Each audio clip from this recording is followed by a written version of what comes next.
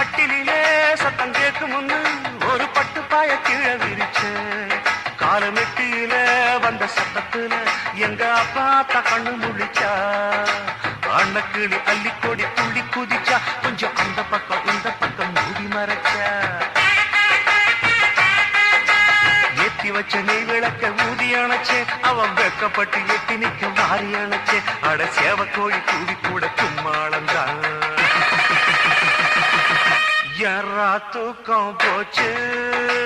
ரவிக்கையும் சேலையும் பாயாச்சு பால குடிச்சே செம்போடு பாடம் படிச்சேன் செம்போடு கொஞ்சம் நடுக்கமும் தயக்கமும் தொடக்கத்தில் இருந்துச்சு தொடத்தோட சரியாச்சு